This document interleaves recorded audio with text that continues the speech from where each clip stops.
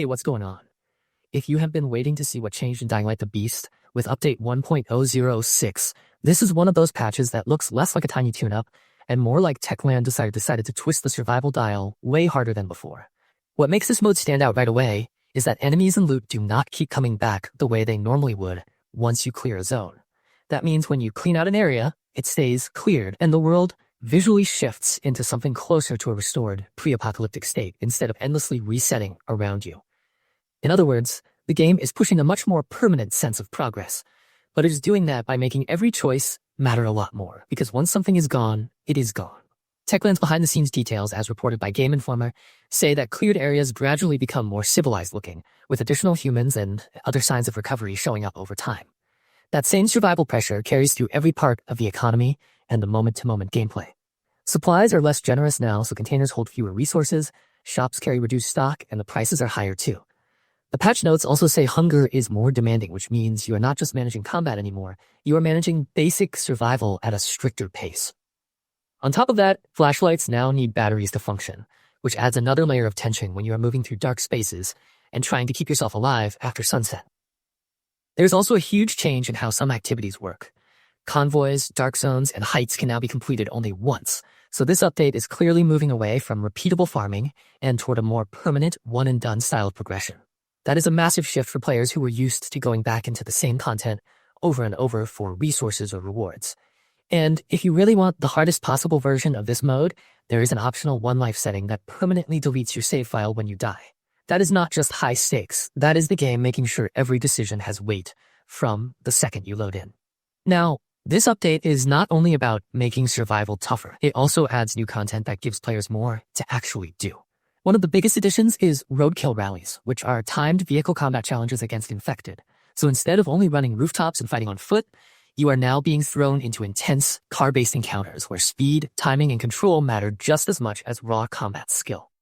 Completing those rally events unlocks a new reinforced vehicle, so there is a real reward loop attached to the activity instead of it just being a side distraction. The patch notes also mention new finishers for combat, new achievements, and new quest encounters. That might sound like a mix of smaller additions compared to the survival overhaul, but for players who like to squeeze every drop out of a game, these are the kinds of things that keep a run feeling fresh. New finishers especially matter in a game like this because combat presentation is a huge part of the appeal, and extra animations can make fights feel more brutal, more satisfying, and a lot less repetitive over time. The new quest encounters are important too, because they help the world feel like it has more going on beyond the main loop of scavenging and surviving. And of course, no update worth talking about skips over the technical side. The patch notes say the game received improved overall stability and general performance optimizations, which is exactly the kind of thing players want to hear when a patch introduces a heavier survival mode and more content at the same time. Games like this live or die on smooth performance, especially when you are running through infected zones, fighting on the move, or trying to survive a mode that can wipe your save. So even if the headline features are all about challenge and content, the stability work behind the scenes is what helps the whole update actually feel good to play. What is interesting here is the direction Techland seems to be taking. Instead of only making the game bigger, they are making it more persistent and more unforgiving.